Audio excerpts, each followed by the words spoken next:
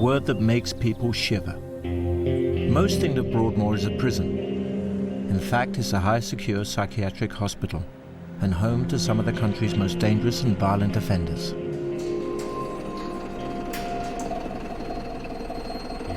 After 5 years of negotiation, and for the very first time, the hospital has allowed cameras in to meet the men who live behind these walls.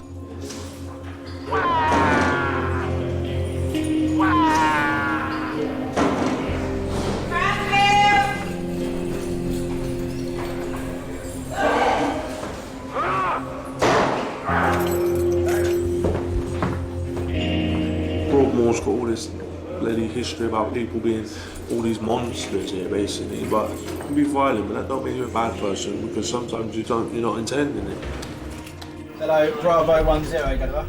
One going to the Phoenix OT with escort radio Alpha 4, over. The easiest reaction in the world is to see somebody that has committed something atrocious, label them as evil, want to lock the door and throw away the key. I've probably actually never said the words of what I've actually done. I've never admitted it. It's still just a blur in my head. I got born into a satanic family, very, very violent. In some cases it would have been better to have killed me than to allow me to have this abominable life that I've had.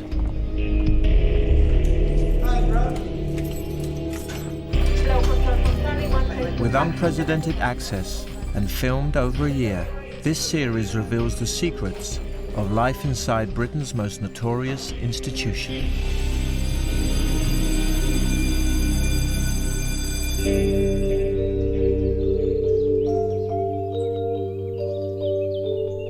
Broadmoor is perched above the Berkshire village of Crowthorne, just 40 miles from the centre of London. When people think of Broadmoor, they think of Ronnie Cray, Peter Sutcliffe, Robert Napper and Kenneth Erskine, some of the most dangerous killers the country has ever known. The public perceive this place as, oh, that's where the Yorkshire Ripper is locked up. That's Rachel McKell's killer's locked up. Broadmoor is an institution of lots of people, but not all rapists, paedophiles or murderers. There is people in here for self-harming in prison. There's people in here for burglary who then got ill in prison. And there's people in here for very, very evil things. And the brushes with all the same brush, which they shouldn't do. First built as a Victorian Lunatic Asylum for the criminally insane, today Broadmoor is an NHS hospital.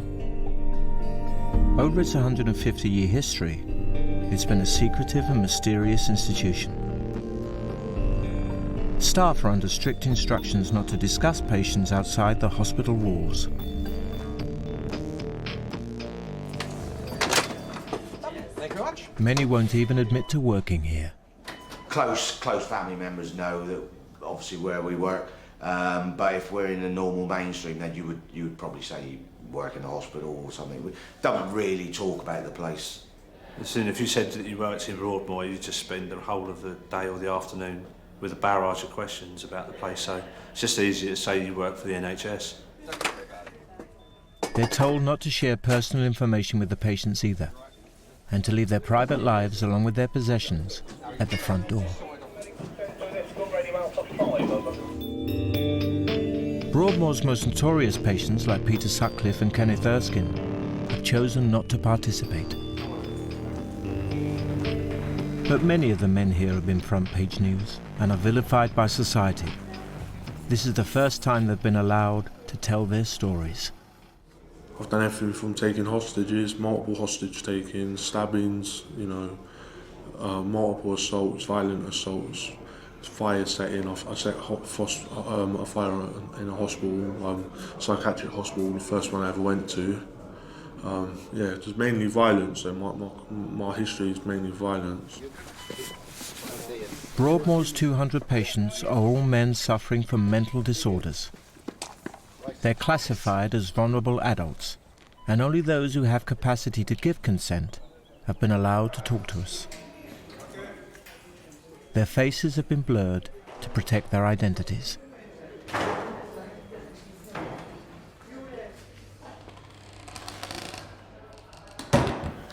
like when you're not on medication? I'm quite a nasty person. I'm quite violent, or very violent in most circumstances. Very antisocial. I don't like spending time with people. Paranoid. I'm a lot very paranoid. Every person is around me. I'm thinking what's their intention, and sometimes I come very close to attacking people because I'm thinking that they're going to do something to me, and I don't want to get hurt first. I remember one time without my medication, I spent, I think it was like 11 months locked in a cell, segregated, due to the fact that I was too dangerous to come out. 24-year-old Alex arrived at Broadmoor 7 months ago. He was serving a life sentence in a dedicated prison unit for highly dangerous prisoners.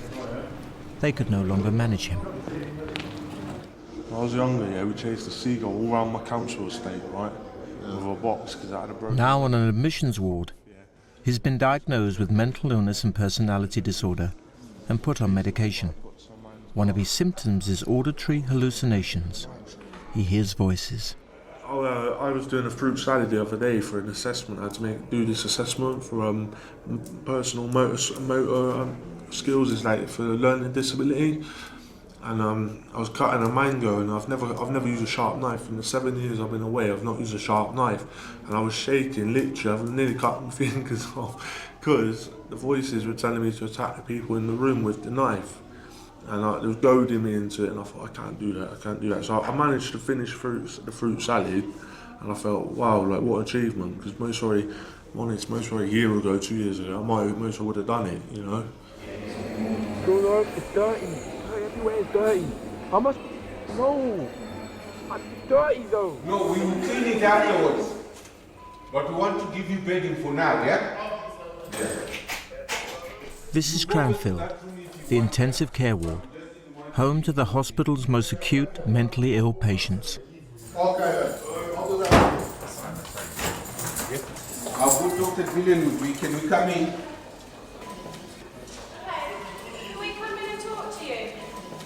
Sit on the bed for us then. Any contact with them has to be carefully planned and executed.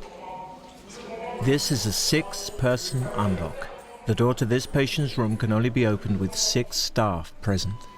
Bullying, man. Please. There's always the risk of violence towards others. You have to accept that, they've got a chronic mental illness and they will be very disturbed throughout the day, but you have to learn to work with them.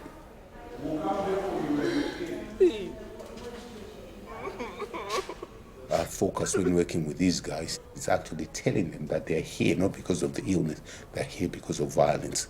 And they'll only progress from here if there's a reduction in that violence. So that message, it might take time, but gradually over a period of time, it starts going through.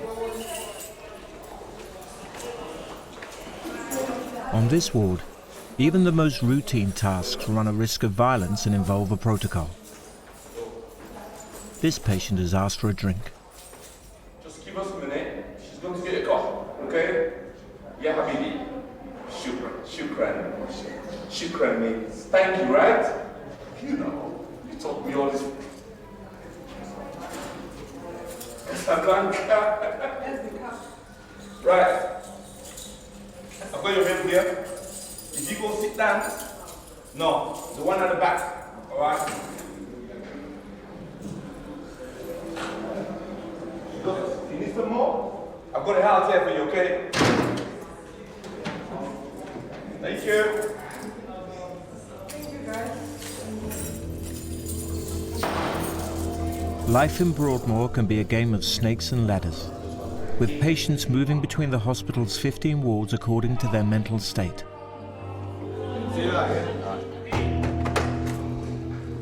Patients who are responding to treatment can progress to one of the hospital's assertive rehab wards, where they're given greater freedom. Daniel is one of 12 patients on this ward. I've been here 5 years. Luckily, I never went to a high dependency ward. I came straight to a rehab. And to be honest, it's been, I wouldn't use the word wonderful because it's not wonderful, but I've been grateful basically to come here. In my spare time, I try and engage in artwork mostly. This was my first real attempt at an actual portrait, all done completely in graphite. And then I moved on to using charcoal along with graphite. And the charcoal allows you to have so much more depth in the tonal quality. And then, yeah, I did a self-portrait. The whole picture was a statement about when I got locked up when I was 14 and I'm now 24. This is me at 24, but that's me back then, sort of thing. Mental disorder is no respecter of class or education. Daniel was a 14-year-old boy at a mainstream school, and no one anticipated the violence of his attack on his own family.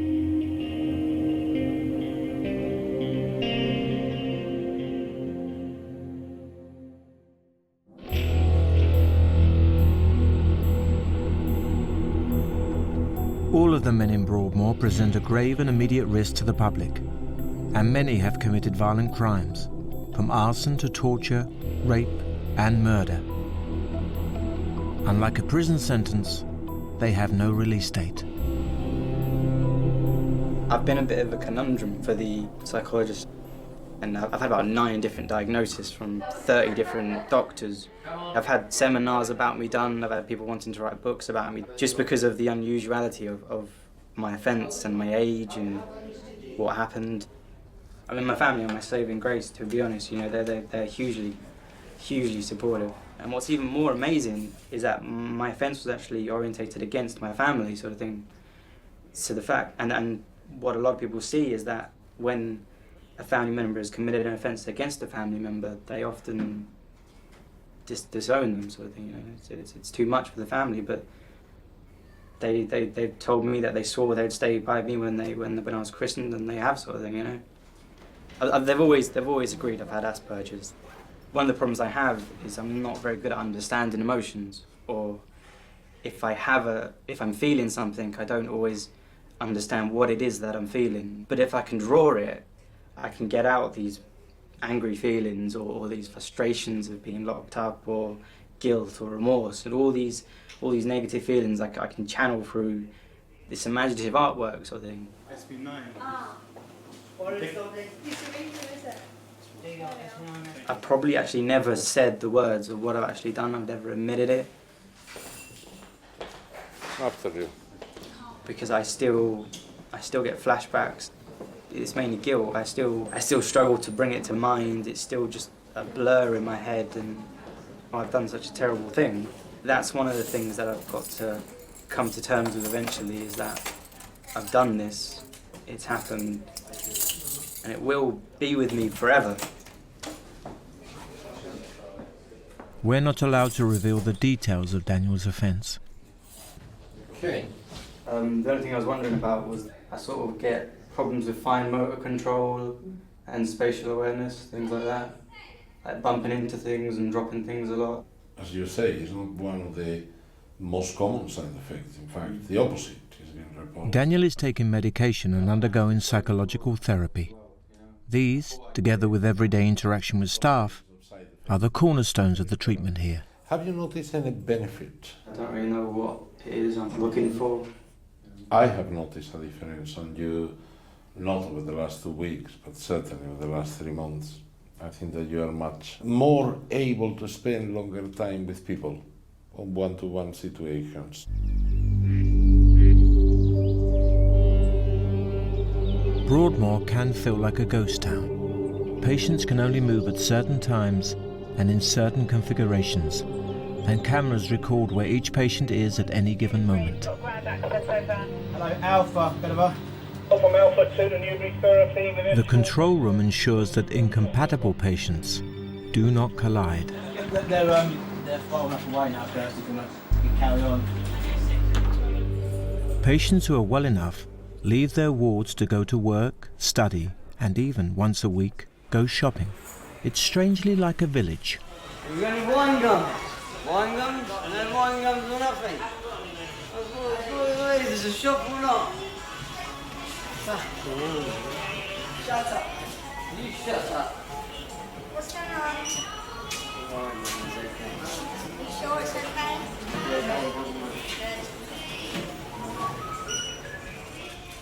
The freedom to shop is a mixed blessing. One of the side effects of medication is increased appetite, and many patients are severely overweight.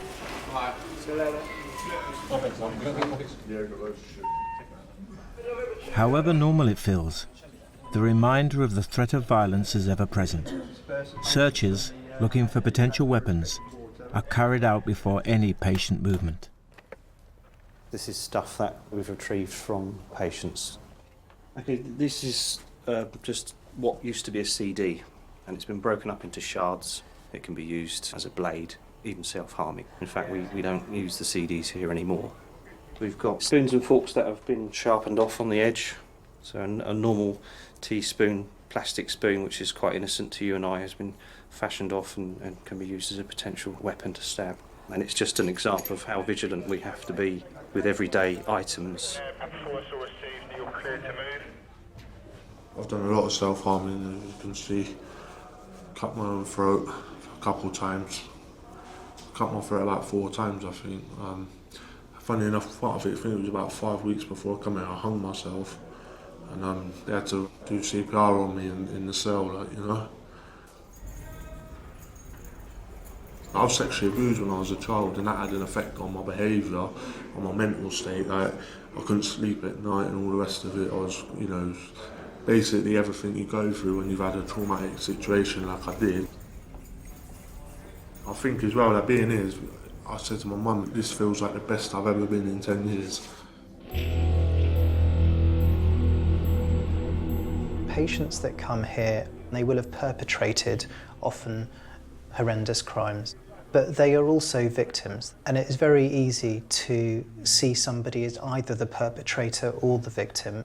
It is much more difficult to understand that somebody might be both.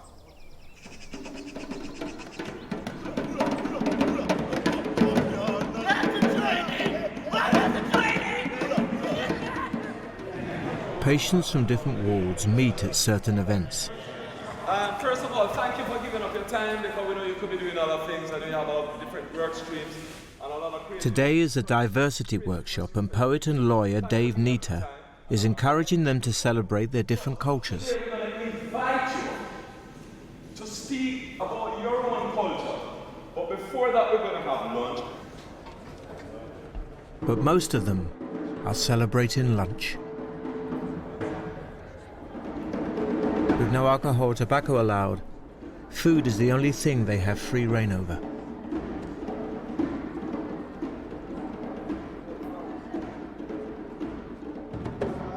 My mum's Italian and my dad's from a little island in Africa, and I like to say that being multicultural, it helps, you know, and it's good. It's nice to be different, because different is what we need. We don't want everything the same, and that's it. Oh, how did I end up in here? They said they had a spare bed, so I thought, well, I've been in children's homes, I've been in secure units, I've been in prison. The only place I haven't been is Broadmoor, so I thought I'd come along. Now 26, Declan was put into care at the age of 9. I remember the day my mum took me to this office. I sat there on a chair, and next minute she just left. She went, "You're not coming with me." And the social worker come out and she went, "Oh, you got to come with me." I went to children's homes, foster homes. I kept running away because I got abused when I was in the children's home by the staff, sexually and physical. And I think it was like no one would actually listen to me. I ran away to London. I was living on the streets. You know what I mean? I was living out of bins. Yeah, not nice, but when you're on the streets, you have to do that sometimes. You know what I mean? Yeah, guys, this is called think, yeah? And it goes like this. When you see a tramp out on the street, don't look down your nose so far you see your own feet. When you see people homeless, don't reach for a broom. Consider if you have the means to give them a room. My victim, me and my co-defendant, basically stabbed them up. The judge classed it under as torture. As long as I know that I'm black and British, and I'm proud of it, and that's me, you know. You say you've got a child? Mm-hmm. Got a little boy, he's 7. He lives with his mum. Don't really see him, but I wouldn't expect children to come in a place like this. And are you still on good terms with his mum? Not really, no. I started having a bit of a relationship with. So yeah, that was the first time I found out that I was sort of that way. I always, for some reason, I've always wanted to be a woman. And I think that's the way I, do you know what I mean? But in this place, you can't do that. They won't allow it. And I just want to say that I'm gay and I'm proud of it. Thank you. I want to be a drag queen. That's what I've done for a while. What's she called? Crystal. And what's she look like? Blonde and just fabulous.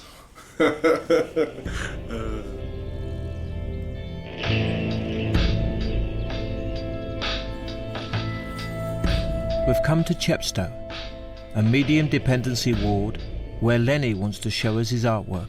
You do it in your room? Yeah, I do all my spare pens and waste pens and bits and pieces, using cups for the shapes and bottle tops to draw around. How long have you been here? 7 years this time around. Is it not your first time? No, it's the second time. What do you think of that one? That's the corridors in the ward that are shut down now. So why are you considered at risk? Because I think my particular offence was against a consultant psychiatrist. They call them Section 12 approved psychiatrists, and they're very powerful. Not like when you go to ordinary doctor, they work for the Home Office. He's not happy with life in Broadmoor and tells us he's bringing a High Court case against the hospital. It costs, I don't know how much. What was the last figure that they said it costs to keep us here every year? Is it £320,000 a year or something? Surely it's wrong to charge a fortune for people like us when it would be nowhere near the amount of settlers in the community. It costs £300,000 a year to keep a patient in Broadmoor, almost 5 times the cost of keeping someone in prison. Before Lenny came to Broadmoor, he was an outpatient at a psychiatric hospital, where he threatened his psychiatrist with a machete. Do you think you should be here? Or? But do you think I sound like a bad idiot? Because I think, well, no, I don't think I should be here. I think I should be sharing this of my life with other people. I want to share my life with other people. I want to be able to get up in the morning and decide when I have a shave, what I do, when I do it, and be reasonably responsible for my behaviour, unlike everyone else out there. And I don't think I'll be any more of a danger than whatever's already out there. And I will be honest with you, I am rude here. I can be really furious and angry. People become you're the patients, yeah? That is a term we use to separate you from the rest of society. Well, the last thing on earth, is the truth here, to be given what you call equal rights. What do you think? Do you agree or not? I'm not anti-people, I'm all for people. Downstairs on the admissions ward, Alex is keen to progress. Oh, 7 months I've been here to yesterday. 7 months yesterday. It's taking forever. Are you aware of any beds coming up soon? His medication has stabilised him. He wants to move from admissions to an assertive rehab ward, where he'll have greater freedom. That I don't know. You should know, you're a consultant on there. Yes, I don't know the time scales because it's not quite within my control. Back upstairs on Chepstow, Benson, the pat dog, has arrived for his weekly visit. Lenny's behaviour over the past few days is becoming a cause for concern. He's been increasingly manic and hyperactive, and his doctor feels he needs medication.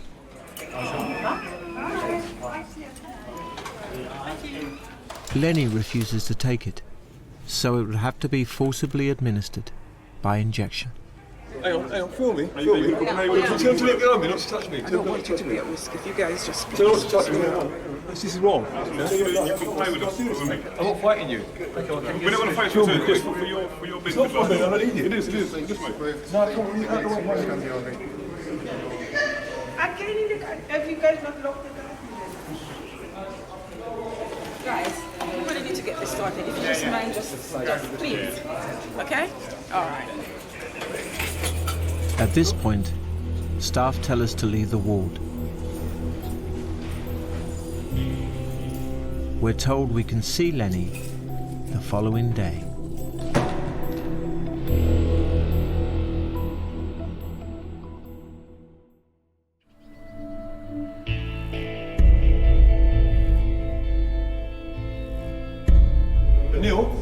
Neil, can we have a key, please? Make sure no one's anyone in there at the moment. The day before, we were told to leave the ward when staff were about to forcibly inject Lenny with antipsychotic medication. Anyone down there? He's keen to explain what happened after we left. Come this way. So I moved into here. He leads us into the seclusion area. Come in.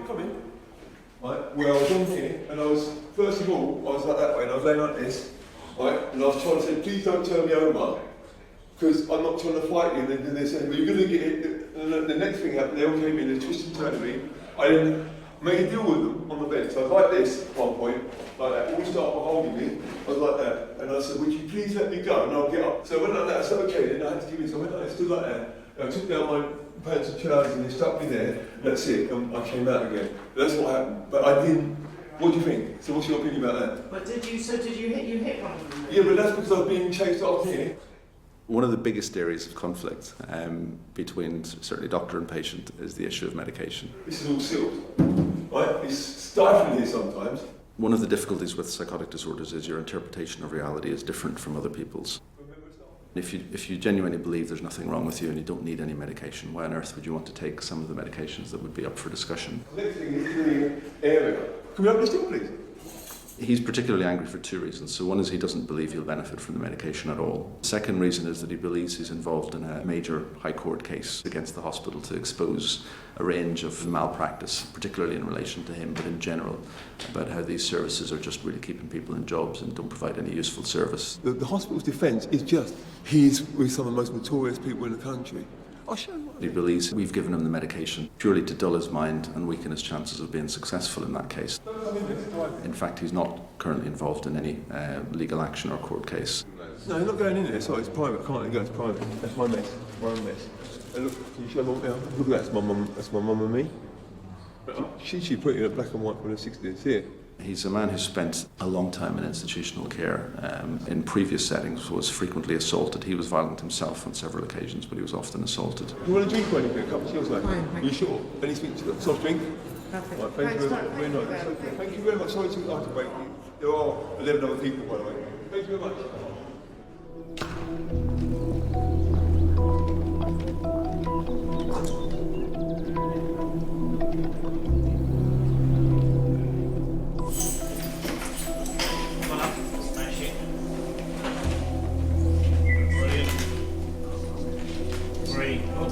Just check to make sure all the shadows are covered.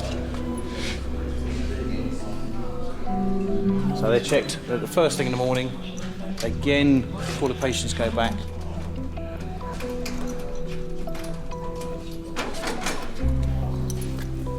Patients who are well enough to go to work can make goods, which go on sale to the public. They're paid 80p an hour.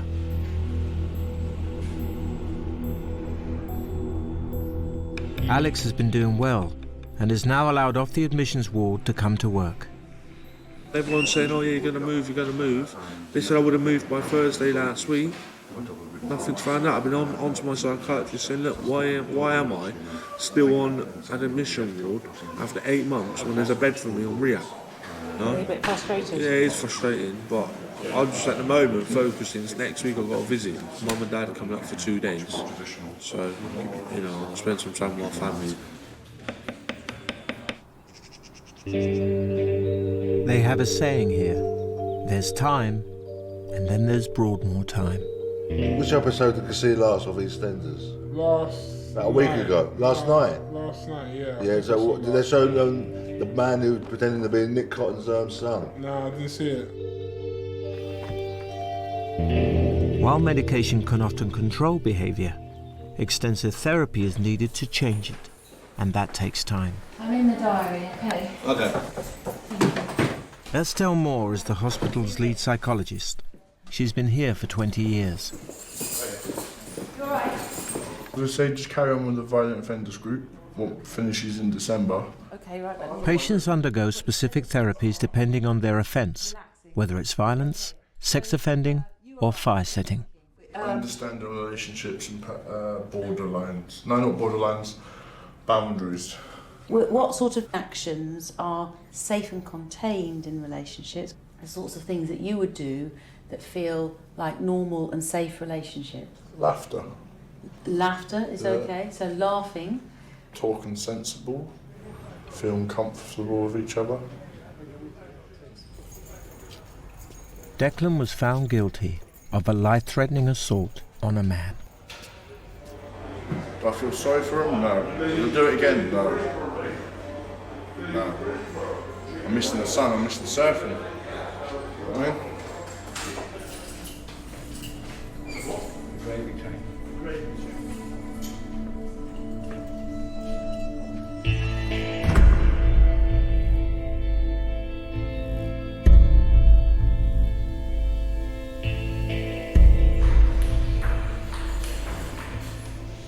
Lenny has been on antipsychotic medication for a few weeks.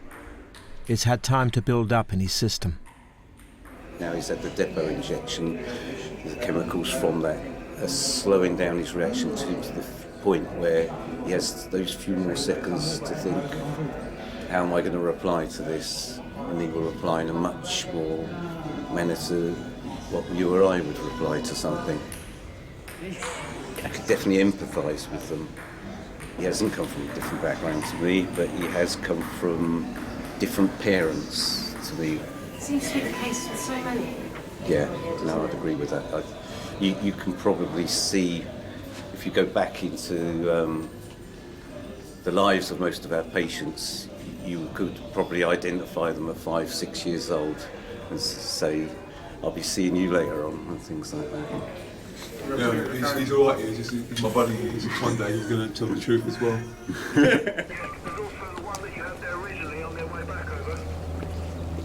Everyone is born with certain temperaments, with certain predispositions to certain behaviour. And if you've been given a triple whammy of genes, environment, upbringing, childhood adversity, substance misuse, all of those different aspects build up to make the person. And it's a long-term project of gradually putting somebody back together and making sure that they stay in that recovered state.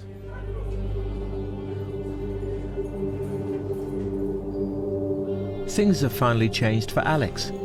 After 8 months, he's been moved to assertive rehab. It's better over here, it's a lot better.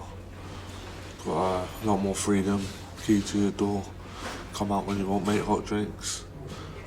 Yeah, it's alright. But it's not all good news. As so often in the past, he's in danger of self-harming. He's had to be put on eyesight observation, which means nurses have to take turns to watch him 24 hours a day. Because my mental state hasn't been the best. It's not nice, you know, hearing voices and what have you, but, you know, just got to control it, that's all you can do, not let it get to you. Dr. Romero said I'm going to be here for a few years yet. A few years? A few years. How do you feel about that? I don't mind. You don't mind? Nah. I'm here for a reason. All right. To get better, innit? So that means I've got to stay a couple of years, then so be it. But I'm getting there now. You're getting there? I have a blip. At least there was no violence. Which is good. Which you should be proud of. At least it shows that you're making, you know, more progress. Alex's mental state continued to deteriorate. After a couple of weeks on the ward, he did self-harm and had to be moved back to a high dependency ward.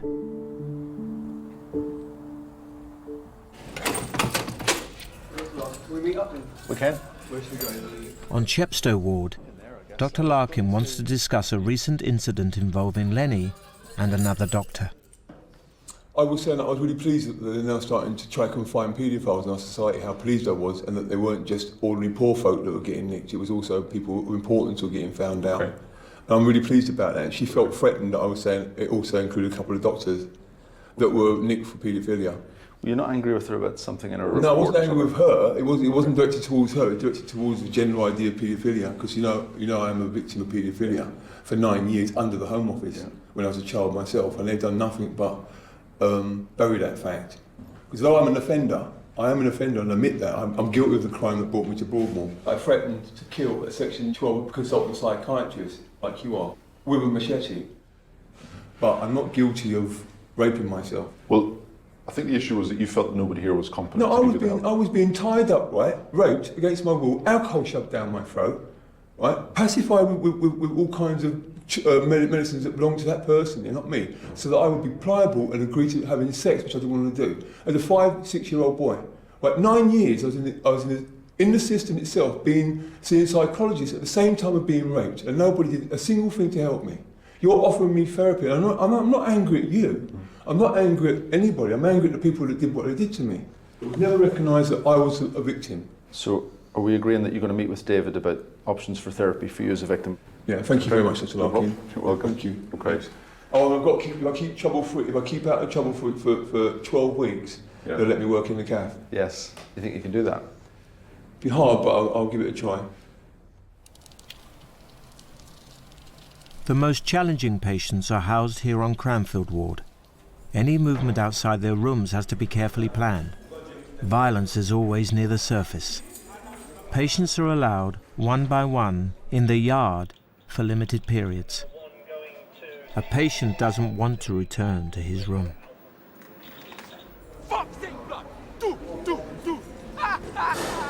Okay.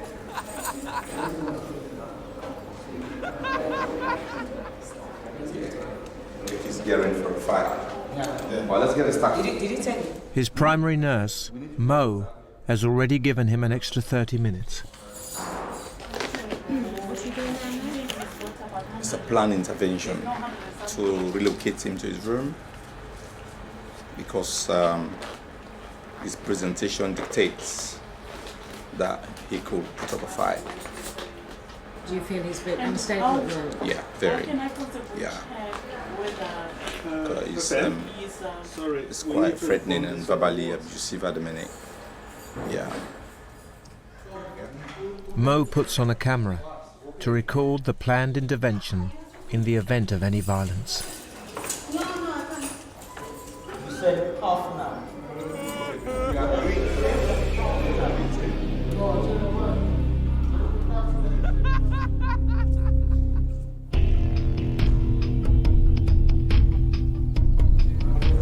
Stay out here. I'm coming in. More time. Fuck off! Fuck off! On the intensive care ward, staff are preparing to move a reluctant patient back to his room from the yard. Fucking release me! Fucking release me, man! I'm going home and we're leaving 6 people, so we need to go. 1, 2, 3, 5, 6. There's a lot of people to take. Yeah, we'll take you down then. 6 of us will take you down. Yeah.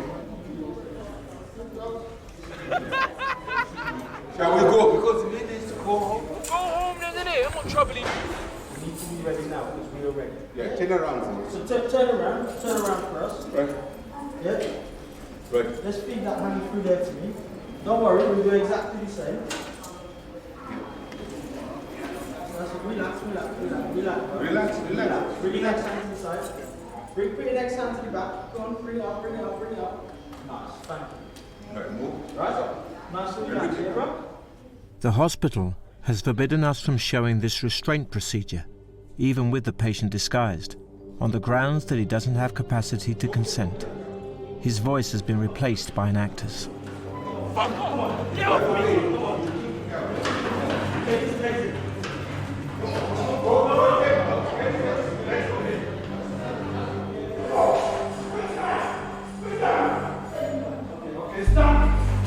Well known for kicking staff, the patient is asked to remove his shoes. As predicted, he lashes out.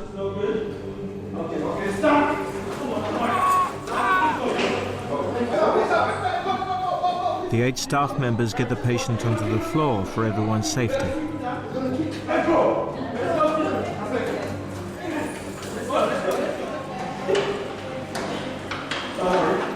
They're outside his room.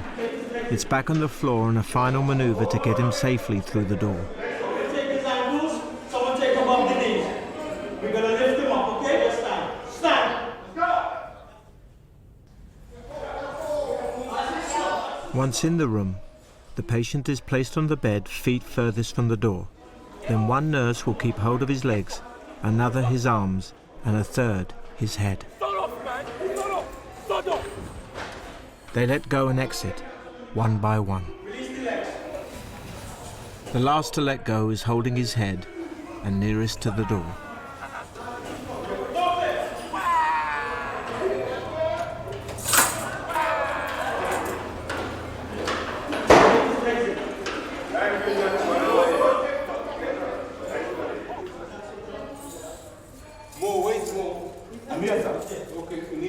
Whenever force has to be used, staff take time out to reappraise.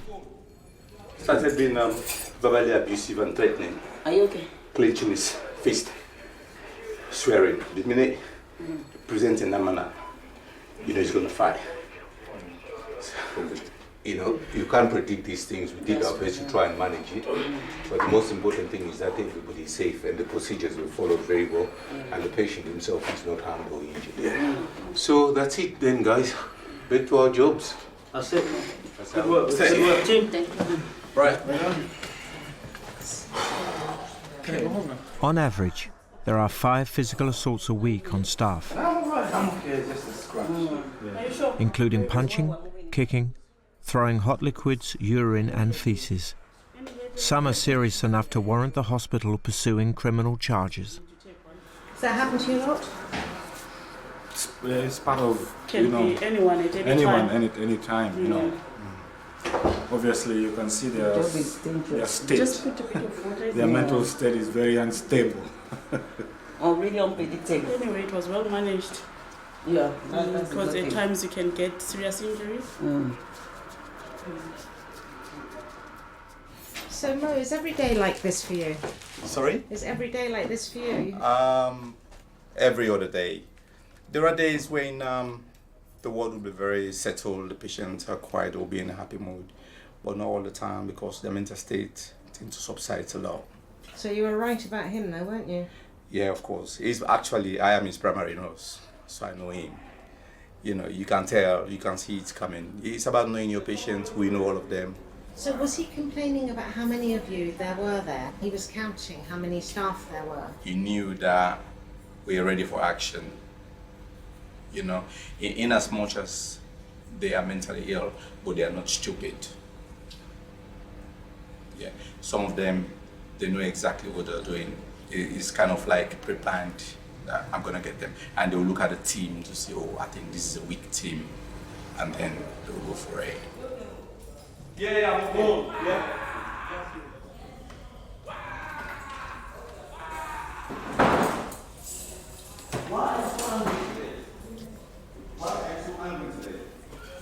Patients like these on Cranfield can progress. They will eventually move on to other wards and, with time, even out of the hospital. You watching football on Sunday? The finals? You watching it? We'll bring you out for the activity room so that you can watch it live, yeah? Good man.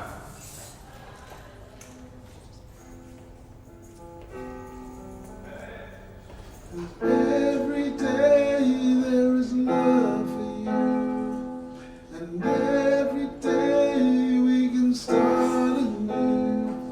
We've only got one chance in the world together. Make a dream come true. Hold on and treasure your love.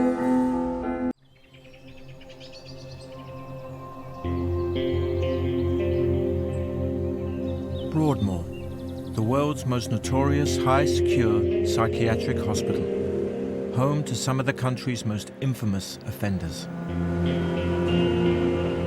For the first time, and after years of negotiation, Broadmoor has allowed our cameras in to meet its patients and show what really goes on behind these walls.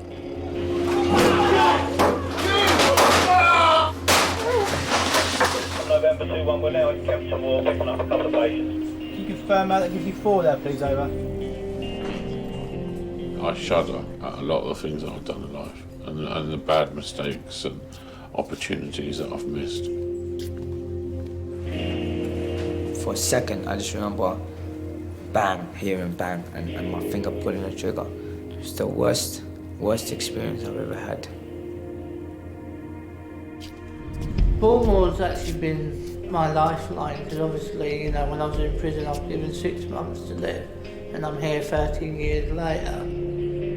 I thought, oh no. I'm going to the funny farm. I said, oh no, mate. I knew I was coming here. I had a feeling I was coming here.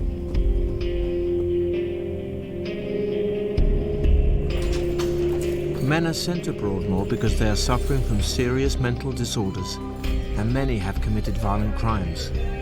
They are considered too dangerous to be treated anywhere else.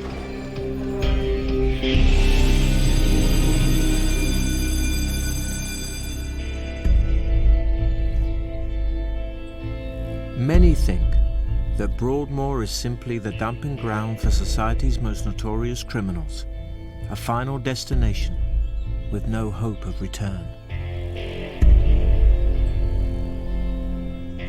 Shall we move on? He's here because of the attempted murder of his mother, not terribly bright. A weekly ward meeting gives a summary of the kind of men who are kept here. The last thing he did was he took his MP3 player and took the wire from it and a metal ring from it and tied it around his genitalia. And he did that in the middle of the night, and it was only when he was in real pain that he managed to tell a member of staff. And it's not very clear why he did it. Chilled? Good man. In prison, it became clear that there was something wrong with this guy. Broadmoor is home to 200 men, each carefully assigned to one of 15 wards depending on their mental state. Oh, what's there to say about him? He's 33, index offence of murder. He's got extreme kind of borderline personality disorder, antisocial personality disorder. He's in this hospital because in a medium secure unit, he sharpened the handle of a toothbrush and tried to stab a member of staff in the face. Patients' identities have been protected at the hospital's request. Cranfield is the intensive care ward for the hospital's most acutely mentally ill patients. The men here are unpredictable and violent, and the simple act of serving meals has to be carefully tailored to the individual. You all right? Chicken wrap? Yeah?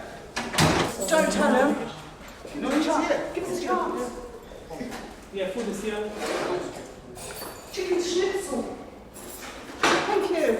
I didn't throw it. What? I didn't throw it. 3 days on the trot. Thank you.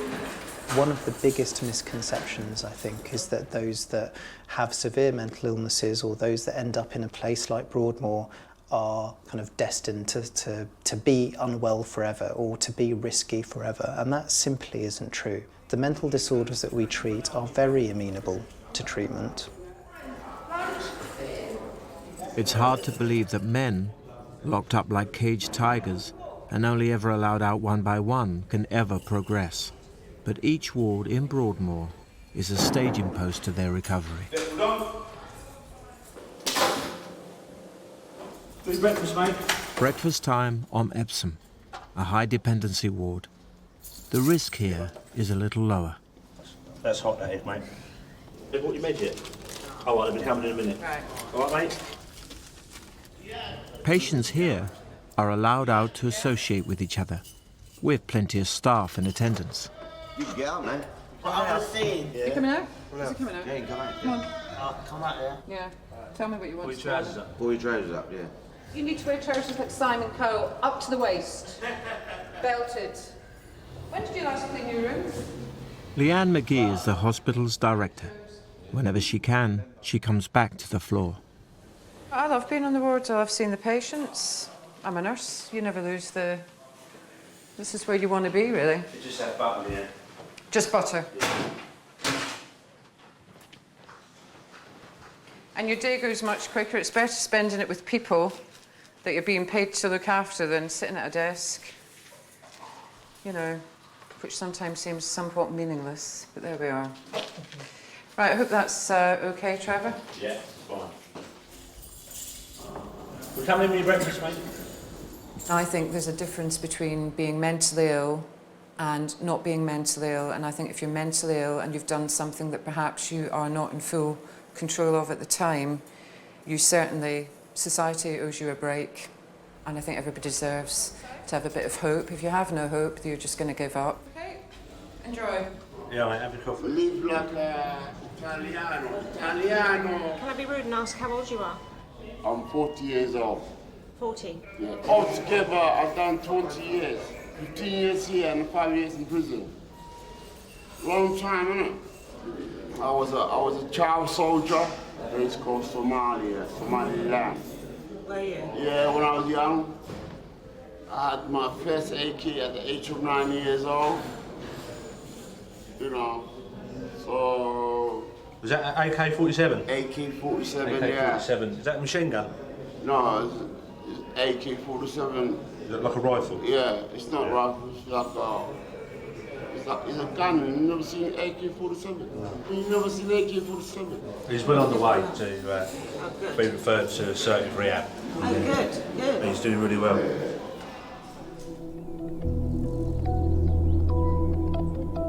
Once the risk of violence to themselves or others has been reduced, a patient can move to the greater freedom of an assertive rehab ward. We all have keys for our own room. So staff have got an override key. Adam has been on Canterbury ward for the past 4 years. Bed, my stereo. Before that, he spent 9 years in Broadmoor in a high dependency ward. The rooms are quite small, about 6 foot by 3 foot, and you can actually just about touch wall to wall. Toilet in there, toilet and hand basin. The only problem with having the toilet in there is we've also got our wardrobe in there. Convicted of arson, he was 7 years into a life sentence in prison when his self-harm became so acute he was moved to Broadmoor. I had a very long history of self-harm, but when I was in the prison service, it escalated to the point where I was putting my life on the line on a daily basis, because I was cutting arteries, tendons, but it's like my hand, it's totally constrained and backwards because I've got a wound here where I cut all the tendons and that. Thank you, lunch. It's not mine, it's my stuff. I had a very traumatic childhood. The way I felt is that my parents didn't love me as much as they should have. I was sexually abused by various people outside the family, and because of the sexual abuse, self-harm started taking place when I was about 8 years old.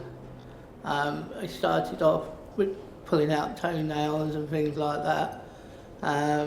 And I also started setting fires at that age as well.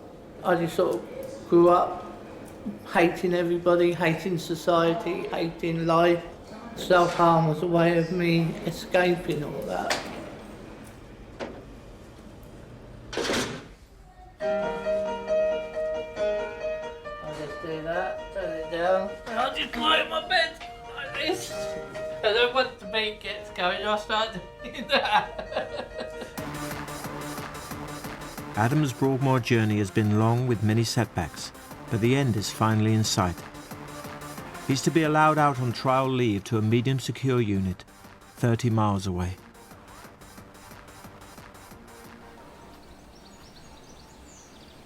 Here comes the box. All is well. The constant toing and froing of patients on this ward can make you forget you're in Broadmoor. You know, chopped garlic, all going into one pot. But there's always the reminder that this is a high secure facility for men capable of violence. When patients taken in turns to cook, careful account has to be kept of everyday household items, especially of those that could be used as weapons. Thank you. When I left here last time, I'd done a catering course. Dylan is 49. It's his second time in Broadmoor. All right, mate. This is how Dylan remembers his childhood. I got born into a satanic family, very, very violent. In some cases, it would have been better to have killed me than to allow me to have this abominable life that I've had. You know? My father, thankfully, he died homeless, alcoholic, so he was the bone breaker. You know, he would break my bones and leave me in the attic and just, that'd be it. Do you know what I mean? So I had to learn pain very quickly. Yeah, do you watch that Death Row thing? I didn't watch this week. My father raped and beat my mother badly. In his twisted thinking, he could raise a demon from some kind of hell by raping her in the way that he did. Moment I was born, she freaked out. She said, "Oh, your eyes are evil, you're evil." And that was it. She just tried killing me. She made me eat cat's food all the time. She was keeping me locked up in the attic. Wasn't allowed to talk to my brothers or my sister. My mother, she also liked the sexual abuse. Yeah, she was adamant that every single avenue of my childhood was going to be destroyed. And she done her best for that. Can I have a plastic spoon, please? I was pretty thin. I had to steal my food. It was fire that got me away from home eventually. By the time I reached 5 and 6, I'd learnt the red match strike on the wall like my mother did to light the gas oven. So I took a handful of them to school. For the first time I was allowed to go to kindergarten, and I could smell the box of food, you know, the sandwiches and all that, you know. So I scoffed my face really big time and then set fire to it. No, they should go for a sieve, man. No, we got a sieve. No. Dylan was in care from the age of 7 to 18. As an adult, he became a homeless alcoholic. I became an arsonist. I was a violent offender. Lots of drug abuse and alcohol. Yeah, unfortunately, I'd done some kidnapping. A really nice couple of people, you know, never done any harm to me. I was very, very drunk, a bottle of vodka. Threatened the police outside. I had the guns on me if I didn't put the knife down. I basically wanted them to kill me. You know, I wanted them to kill that wild, out of control alcoholic inside me. And I was inviting them to do that. And they, you know, they were very, very bloody close. And I just put the knife down. Call it red. It smells nice. Beautiful. I may say so myself. Anyone think I cooked it? Everyone else is like. Dylan's psychiatrist is currently assessing whether he's sufficiently recovered for release from Broadmoor. Can I just say can we all wish a very happy birthday? Well, he's reached 34 today. Happy birthday to you. Happy birthday to you. Happy birthday to you. Happy birthday to you. Moving on from Broadmoor is a slow process. Birthdays come and go with no set date for release.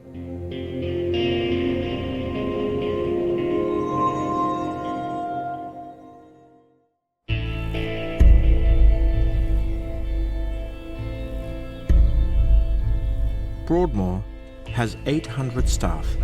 Many have been here for years despite the daily risk of assault. Off to work we go. It may be a hospital, but staff here have to have specialized training and equipment to deal with anything, from enforcing medication to managing full-scale riots.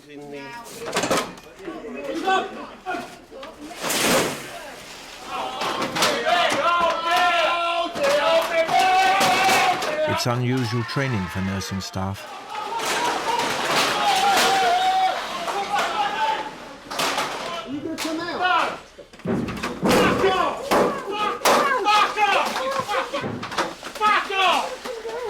This team is deployed around 30 times a year, administering medication and disarming patients with weapons.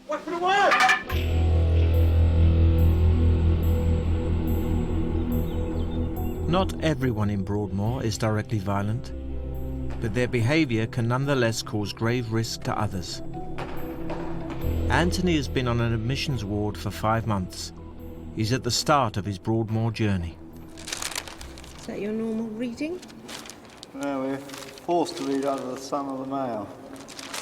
But no, probably I wouldn't choose it. It's arson that has led to Anthony's incarceration in Broadmoor. His mental health began to deteriorate at university. When I was 19, started eating quite large amounts of cannabis resin.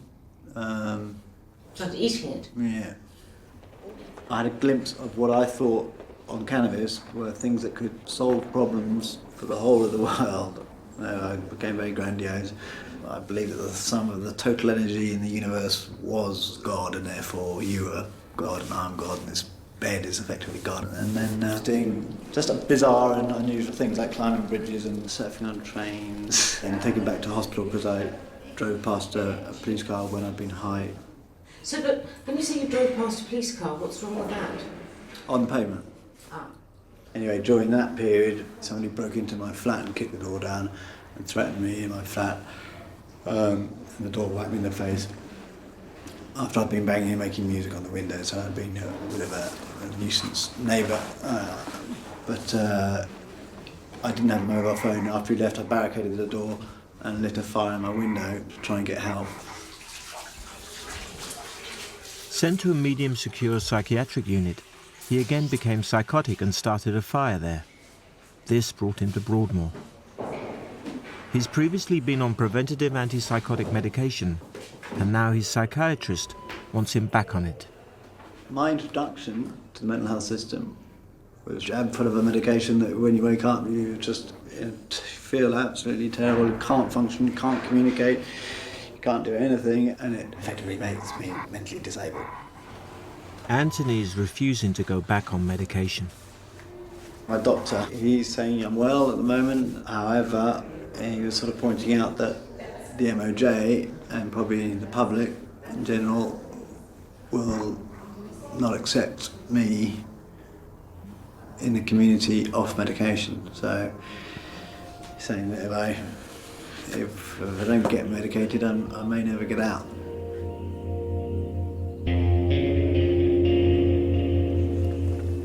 Many of the patients here have a history of substance abuse, often linked to their mental illness. Therapy aims to give them the skills to resist temptation. So what we want to do is expose people to some substances today, okay? Was it the real stuff though? Some of it is real, some of it isn't, so... 31-year-old Michael is suffering from paranoid schizophrenia. He hears voices. When I first started hearing this stuff, when I was about 24, it was amazing. I couldn't believe it. I had to run out of the house because I was scared. I mean, something speaking to your head. That's, unheard of to me, do you understand? It might have been drug induced because I was smoking cannabis heavily at the moment, but it goes more deeper than that. It smells real. Is there a face associated with the voice for you? No, just something like in my head. Nothing. It's like a living part in my head, it's like a demonic kind of being, you understand? But now while you're talking to me, has it been talking? Well, it just called me a fool at this moment that he just mentioned it, but while I was talking, it wasn't saying nothing. But now he mentioned it, I came to think of it, and he just called me, yeah. I know it's hard to believe unless you live with it, but it's just like having a conscious being in your head. Learn to live with it. I'll take that suitcase back to my room, baby. And do what? It's just nothing. Do nothing, yeah. Stay away from drugs, right? It's not good. While medication has diminished Michael's voices, it hasn't eradicated them. How confident are you not to use? 8. An 8? Yeah. Okay. Obviously, I would like to be at the top end of the scale. Mukhtar has been in Broadmoor for 2 years.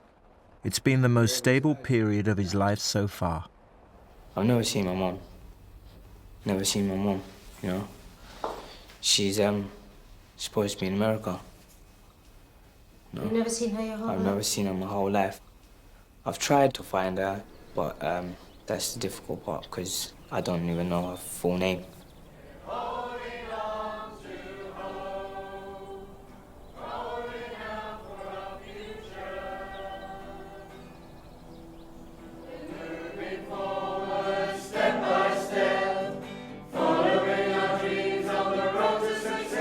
Mukhtar ran away from foster care when he was 16 and became involved in street gangs and started selling drugs. He didn't realize he was also becoming mentally ill. I've had a lot of stress. I kept on hearing voices and I kept on attacking people and I kept on being erratic behaviour. A rival gang warned him off their territory. Mukhtar says his drug supplier gave him a gun and told him to deal with them. Holding a weapon, my first time, and it felt like whoa. To some extent, it did feel like, you know, that I'm dangerous now. But on the other hand, it felt like I'm vulnerable as well, you know? Armed with the gun, Mukhtar returned to the estate. And my intentions were gonna fire a gun in the air. I would certainly run off. But these people didn't run off. They chased me to the block of flats. Now I'm cornered. They attacked me, hitting me with knuckle dusters. One of them got the gun like that and pulled it, like to try and take it off my hand. I was scared. I was thinking I'm gonna get killed there. So as he grabbed the gun and he pulled it away from me, I just remember bang, hearing bang, and my finger pulling the trigger. And it's the worst experience I've ever had. How old were you now? I was just turned 18, January. Just turned 18. Found guilty of manslaughter, Mukhtar was sent to Broadmoor under a hospital order. I didn't know the place. I didn't know nothing about it. I was being told about medication and everything that I'm gonna take. I said, I don't need medication. After my first dose, I understood that my voice started to reduce in intensity. And that's when I realized that, look, something is happening now. No? It was different. Mukhtar is focusing on his recovery and hopes to go to university someday. Listen, it was a long time ago and I can't even remember how I came to the streets. But I remember the older shouting out when I switched on the other kids. He's ruthless, he's devilish, he's a born killer. If I knew what I know now, I wouldn't be ruthless, I wouldn't be a sinner. Forget that, I'll be a born winner. I got locked up at a young age. It was due to a mistake that I made. But all is not lost, cause I'm here now. I'm gonna rise above the clouds. What is my dream? A dream of reality. So why are you mad at me? I'm just trying to be reunited with my family.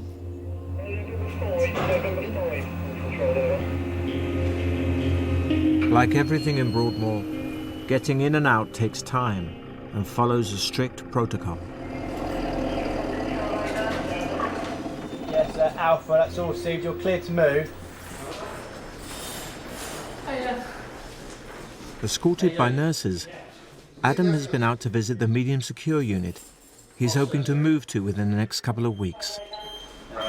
Yeah, I'm 5 feet off. So it didn't go as well as I thought it would. Oh, the person whose bed I'm waiting for, who should have had their MOJ permission, hasn't got it, and everything's changed and everything gone tits up. So there's going to be no movement for at least 2 to 3 months. So. Adam's been here for 13 years. He thought he was leaving in a week. Now it could be months. Yes, thank you, November 5. You're clear to move. Control standby. It's a big disappointment.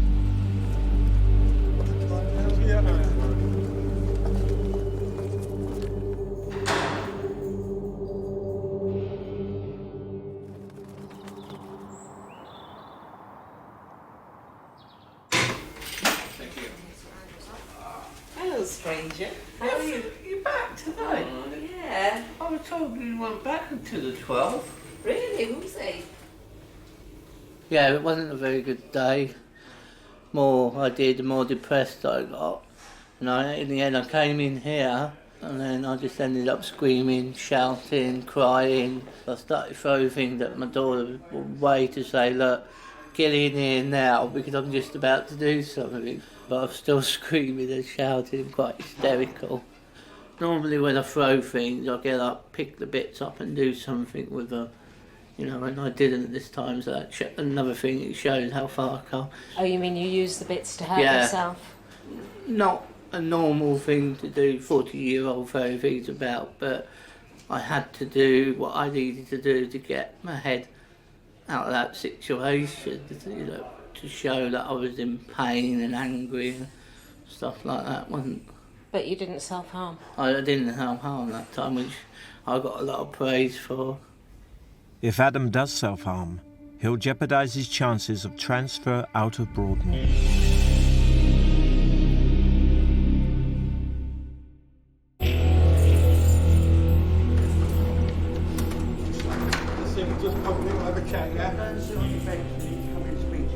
In Broadmoor, staff rely on knowing their patients well enough to be aware of what's going on in their heads.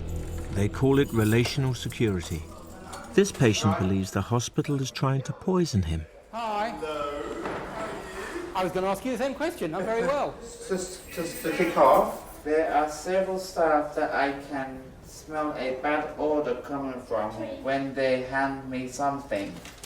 So can they use gloves, basically? That's what I'm saying. Depending what it is. Well, anything. No. If it's foodstuffs, no, that's fine. But no, they're not going to be wearing gloves. You guys are Scrooge. What else is on your list? Towel. They give my flannels a musky smell. I don't know what to say to that, I'm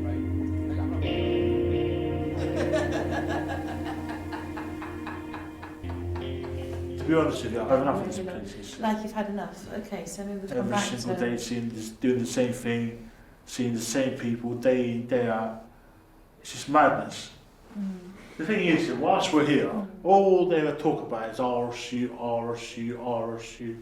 Every single second, every single minute, every single hour, day, year out. The way out of Broadmoor is usually along a winding road that eventually leads to a regional secure unit, or RSU.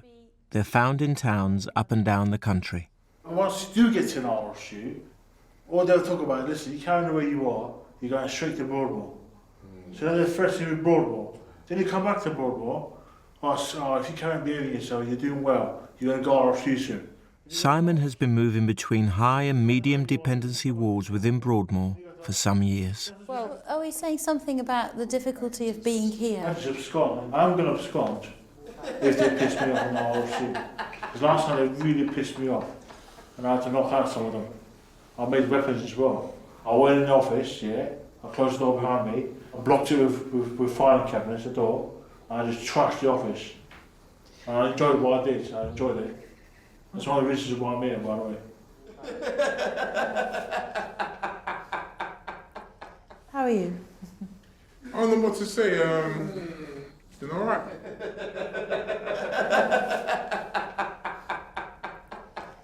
Right. I don't know what they've been laughing all day. I don't know what the guy's laughing about. I do find it irritating at the moment. That's rude. There's nothing funny about that. Do you understand? It's really rude, man. Come and behave yourself, man. There's laughter in it, there's inappropriate laughter. Yeah. If somebody's sharing some serious things, they might think you're laughing at them. You know, That's paranoia. just got to be mindful of that.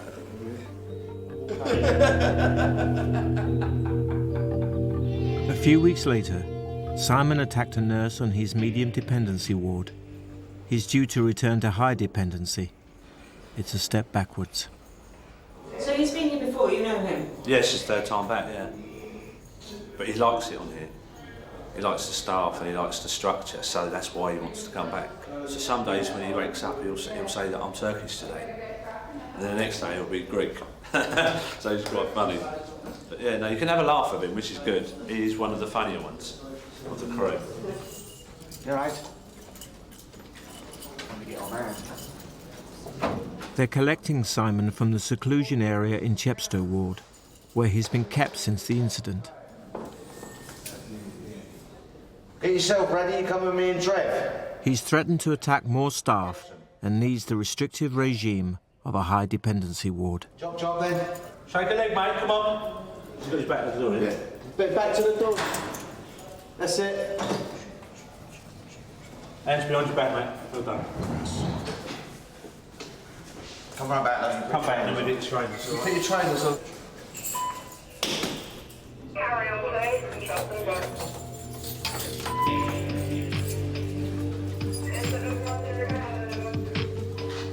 It's a walk through 10 locked doors to move him to another ward in the same building.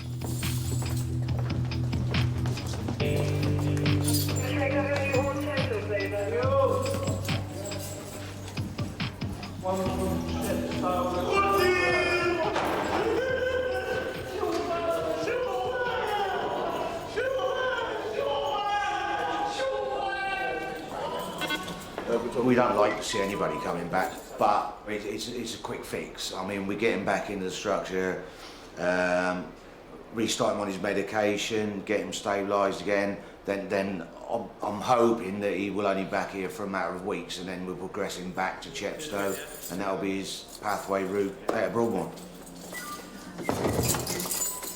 Isn't it dangerous wearing a tie? No, it's a clip-on type. So, anti-strangle.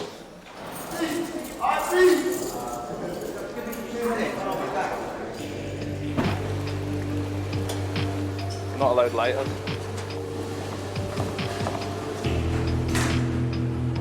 For many of Broadmoor's patients, there's stability to be found in the strict routine of an institution. It may also be the first time they've been looked after, had regular meals and consistent interaction with others.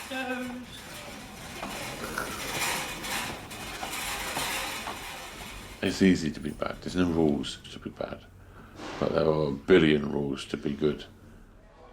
But I'm learning. Dylan was a homeless alcoholic for years and ended up living in a forest, foraging for food. That was lovely. He's been on an assertive rehab ward for 4 years. He's hoping his psychiatrist will let him move on. I do believe that you continue to need treatment in hospital. Yeah.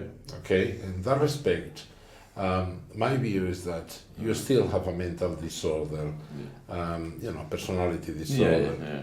The thing is that the team, Yeah.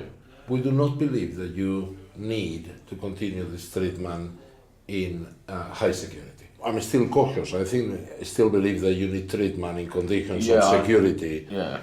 Anything else then? No, I'm really just keeping it. I'm getting old now, you know. I haven't got time for all this sort of What do you mean by old? getting old. Anybody who's younger than me. Yeah.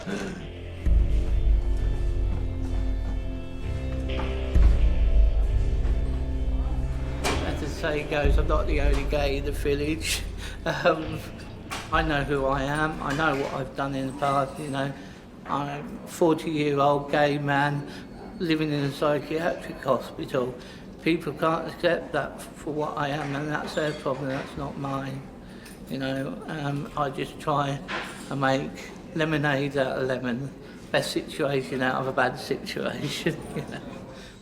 Adam's still waiting for a date for his transfer to a medium secure unit. Hello! What time is it, Tony? The time is 25 minutes past 2. 25 past 4? 2. 22 past 4. What's the time? 25 minutes past 2. 25 past 4? 2. Past 4. All right, if you say so. 4. Time.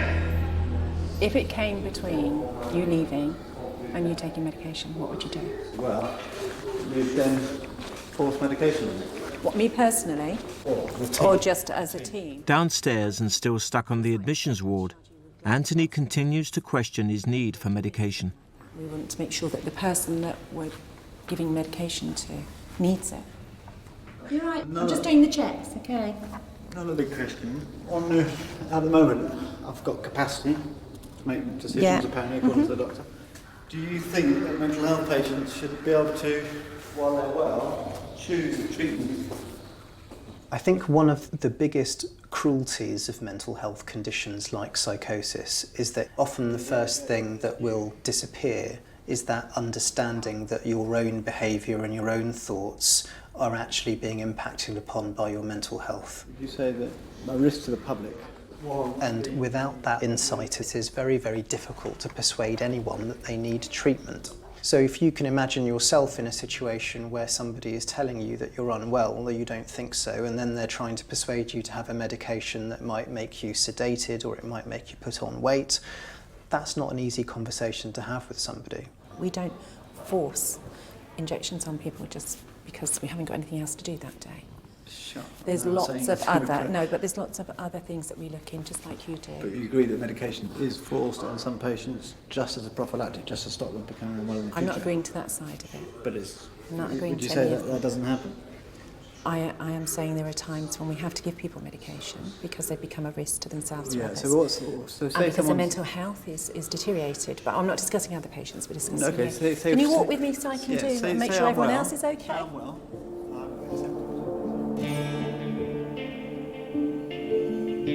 Adam's got the news he's been waiting for. His bed in the medium secure unit is finally available. I don't want to let my family down, I don't want to let myself down. I don't want to let other people down in here. I'm glad he's going, and it's nice for him to be going. In a way, it's a bit sad as well because, like, we've been on the same ward together for nearly 4 years, so. He'll be missed, but he won't be forgotten. He stood by me through the thick and thin, really, on the board. When I had my own problems on the board and that, he stood by me and helped me out and does a lot of things for me and looked after me, you know, and I try to look after him, but... He just drove me mad with CDs. No, not that bad, but... It's his final evening and time for a last movie with his mate. Jennifer Lopez is in a lot of films lately. Do you have to stay outside in the corridor? Unfortunately, yeah.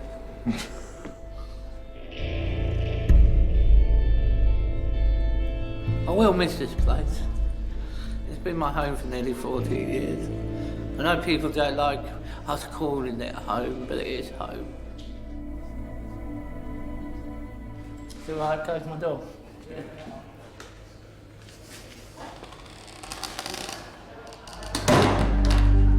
Last night behind the bar.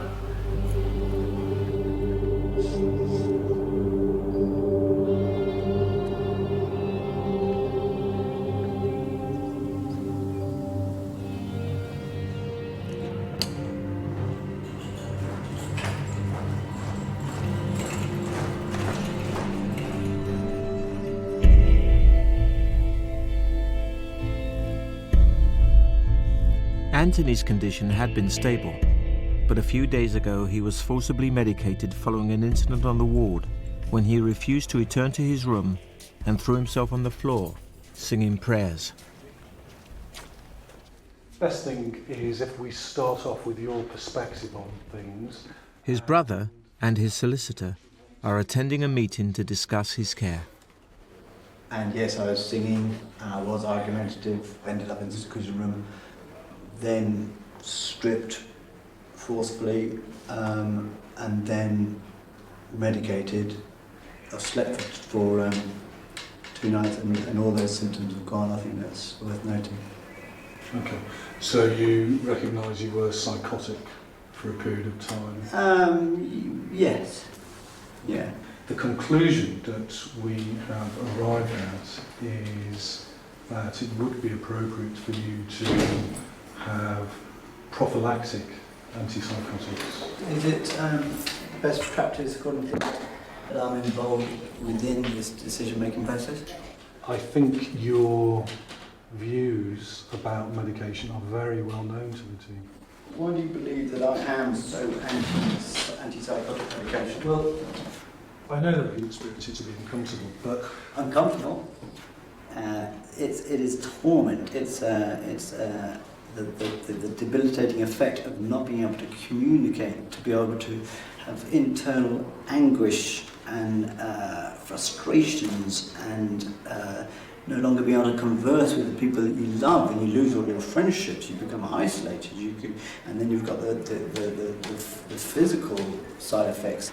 You don't want to look good. Your hair goes flat and greasy. Your skin gets very poor. You put on weight. You get starry eyes. Everybody knows you're on medication, and To sum it up as discomfort, I think is a little bit, maybe not. I know that you are distressed by the thought of medication.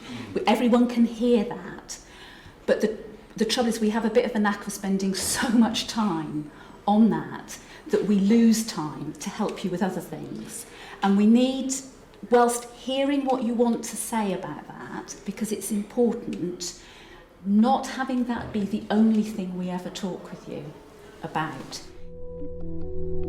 His lack of cooperation is likely to prolong his time in Broadmoor.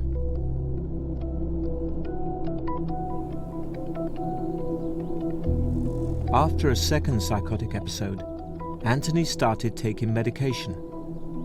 He's been allowed to move to an assertive rehab ward. Are we ready?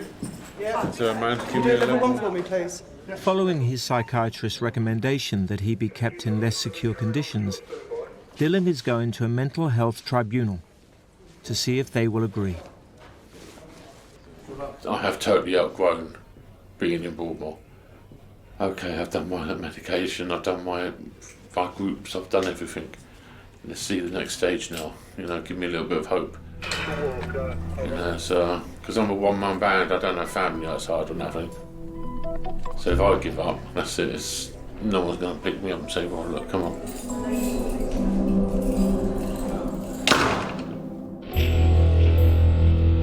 Unusually, the tribunal is over quickly and with everyone in agreement. Well, I don't go in there expecting anything, but I've been allowed to be conditionally discharged to an MSU. And I'm leaving 10 times better person than I ever have been. And that, my friend, is something all those people that done bad things to me in their past will never see. Because I've broken the chain. Broadmoor served its purpose. I don't need you no more, Broadmoor.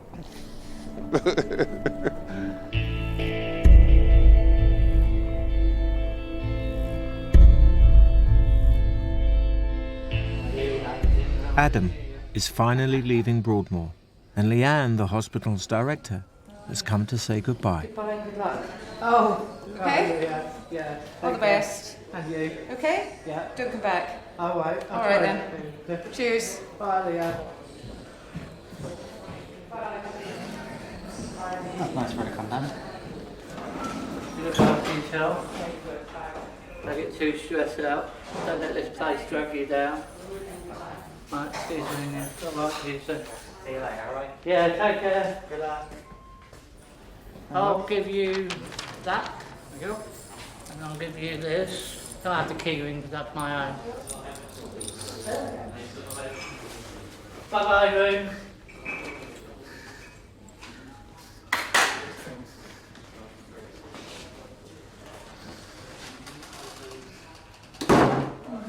Do very well.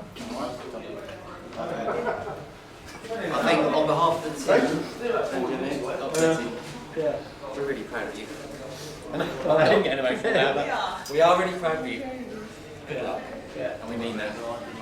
Alright, take care. Don't come back. Alright. Well, best of luck, yeah? Yeah. Take care, yeah? Take care. Oh no!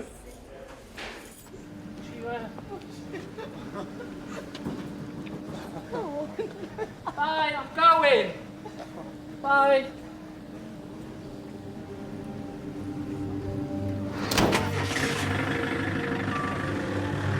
Adam is now on trial leave from the hospital. In the event of an incident, he could be recalled at any time.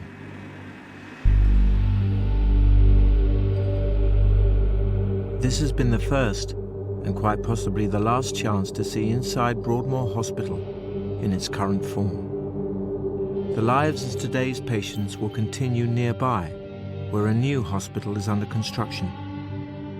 These old Victorian buildings have witnessed the troubled lives of so many over Broadmoor's 150-year history. Now, there's talk of turning them into a hotel.